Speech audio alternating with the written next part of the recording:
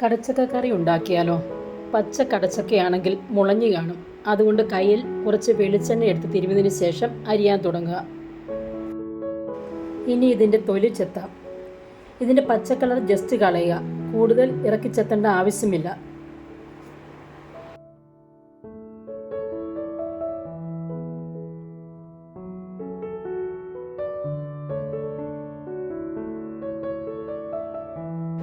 ഇത് ഞാൻ ഫ്രിഡ്ജിൽ പേപ്പറിൽ പൊതിഞ്ഞ് സൂക്ഷിച്ചു വെച്ച കടച്ചക്കയാണ്.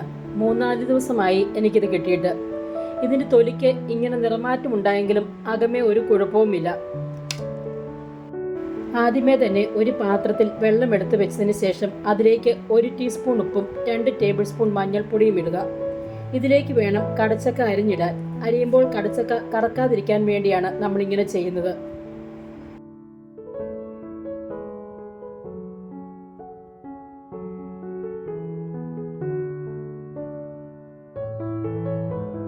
ഇനി നമുക്ക് കടച്ചക്ക കട്ട് ചെയ്യാം.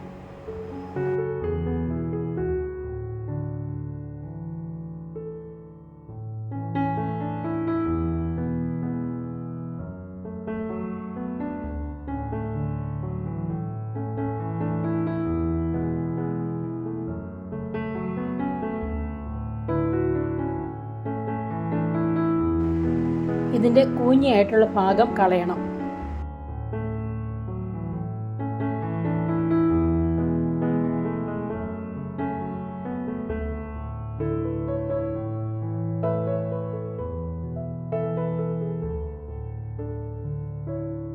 വീണ്ടും ഒന്നും കൂടെ മുറിക്കുക. ഇനി നമ്മൾ മുമ്പേ എടുത്തു വെച്ചിരിക്കുന്ന വെള്ളത്തിലേക്ക് ഇത് അരിഞ്ഞിടുക. ഈ സൈസിലാണ് അരിയേണ്ടത്. വലിയ കനത്തിലുമല്ല, തീരെ കട്ടി കുറച്ചുമല്ല. ഏകദേശം ഒരേ മുഴുപ്പിൽ അരിയുക.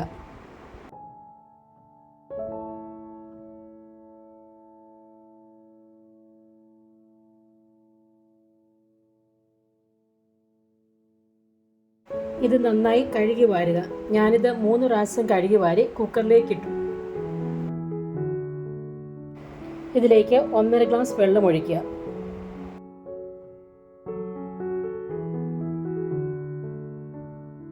ഒരു ടീസ്പൂൺ ഉപ്പിടുക.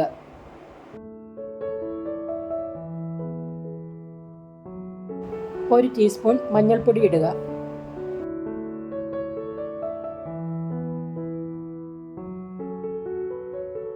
ഒരു സ്പൂൺ മീറ്റ് മസാല ചേർക്കുക.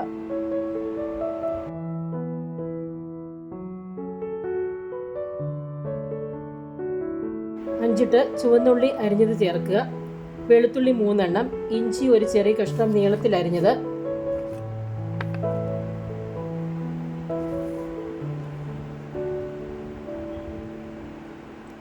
കറിവേപ്പില 2 തണ്ടും, തേങ്ങാക്കൊത്തും ചേർത്ത് പ്രഷർ കുക്കറിൽ ഒന്നിളക്കി യോജിപ്പിക്കാം.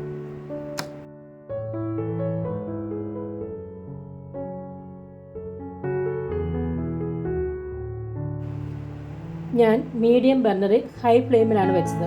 ഒരു വിസിൽ അടിച്ചു കഴിയുമ്പോൾ ഫ്ലെയിം ഓഫാക്കാം.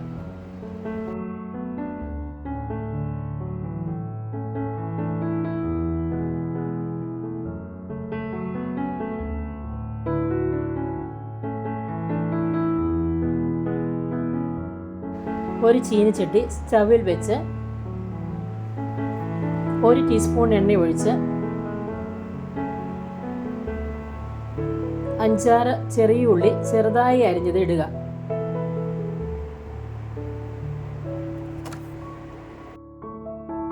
ഒന്ന് വഴറ്റുക.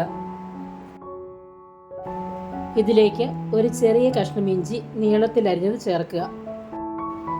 ഇഞ്ചിയുടെ ടേസ്റ്റ് ഇഷ്ടമില്ലെങ്കിൽ ഇപ്പം ഇഞ്ചി ചേർക്കേണ്ട ആവശ്യമില്ല.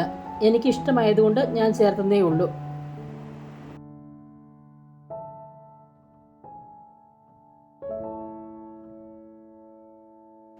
ഇത് ഒരു തേങ്ങാ ചിരവിതാണ്. അതിലേക്ക് 1 സ്പൂൺ എണ്ണയും കൂടി ഒഴിച്ച് കറിവേപ്പിലയും 5-6 കുഞ്ഞുള്ളി അരിഞ്ഞതും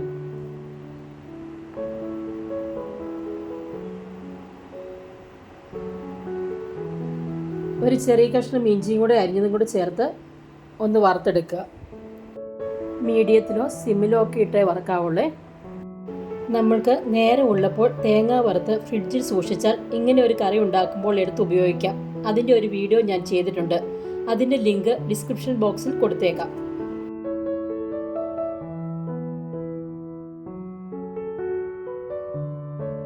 ഈ ഒരു പരുവമാകുമ്പോൾ തീ ഓഫ് ചെയ്യുക. അതിലേക്ക് 3 ടീസ്പൂൺ മല്ലിപ്പൊടി, 1 ടീസ്പൂൺ കാശ്മീരി മുളക് പൊടി, 1 tablespoon meat masala, 1 teaspoon garam മസാലയും കൂടി ചേർത്ത് ഒന്ന് ഇളക്കുക. ഇത് നന്നായി തണുത്തതിന് ശേഷം മിക്സിയിൽ വെണ്ണ പോലെ അരയ്ക്കണം. കുറച്ച് വെള്ളം ഒഴിച്ച് വേണം നമ്മളിത് മിക്സിയിൽ അരച്ചെടുക്കാൻ.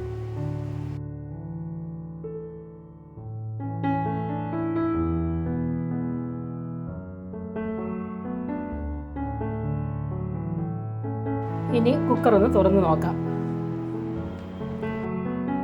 ഇതിപ്പോൾ കണക്കിന് വെന്തിട്ടുണ്ട്. ഒത്തിരി ഉടഞ്ഞു പോകരുത്. സ്പൂണ് കൊണ്ട് ഞാനൊന്ന് ജസ്റ്റ് കുറച്ച് ഉടയ്ക്കുന്നുണ്ട്.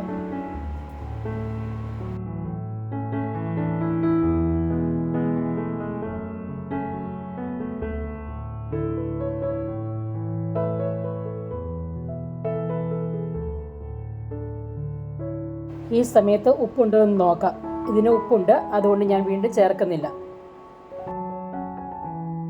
ഇതിലേക്ക് അരച്ചു വെച്ചിരിക്കുന്ന അരപ്പ് ചേർക്കാം.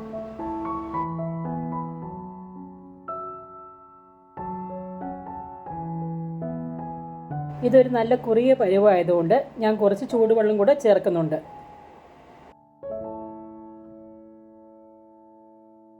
എല്ലാം കൂടി നന്നായി ഒന്ന് മിക്സ് ചെയ്യുക. എനിക്ക് കുറച്ച് ചാറോടുകൂടിയാണ് ഇഷ്ടം, അതുകൊണ്ട് ഞാൻ കുറച്ച് ചൂടുവെള്ളം കൂടെ ചേർക്കുന്നുണ്ട്. ഈ പരുവത്തിലാണ് നിങ്ങൾക്ക് ഇഷ്ടമെങ്കിൽ ഇനി വെള്ളം ചേർക്കേണ്ട ആവശ്യമില്ല. ഇപ്പോൾ ഉപ്പ് നോക്കിയപ്പോൾ കുറച്ച് കുറവാണെന്ന് തോന്നിയുകൊണ്ട് ഞാൻ 1 ടീസ്പൂൺ ഉപ്പും കൂടെ ചേർത്തിട്ടുണ്ട്. എല്ലാം കൂടെ നന്നായി യോജിപ്പിക്കുക.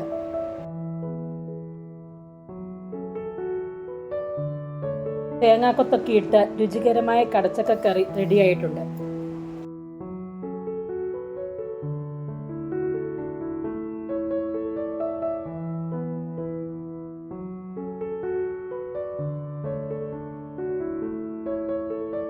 ഇതിലേക്ക് കടുക് താളിച്ചൊഴിക്കാം.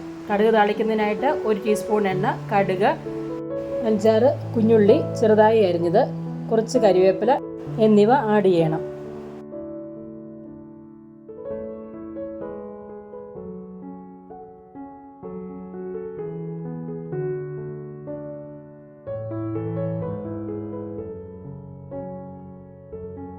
സ്റ്റവ് ഓഫാക്കിയതിന് ശേഷം കുക്കർ ഒന്ന് മൂടി വയ്ക്കുക. 5-10 മിനിറ്റിന് ശേഷം നമ്മുടെ രുചികരമായ കടച്ചക്ക കറി സെർവ് ചെയ്യാവുന്നതാണ്. എല്ലാവരും ഈ രുചികരമായ കടച്ചക്ക കറി ഒന്നുണ്ടാക്കി നോക്കി അഭിപ്രായം പറയണേ. ലൈക്ക് ചെയ്യുകയും ഷെയർ ചെയ്യുകയും കമൻറ്റ് ചെയ്യുകയും സബ്സ്ക്രൈബ് ചെയ്യുകയും ചെയ്യണം. Thank you.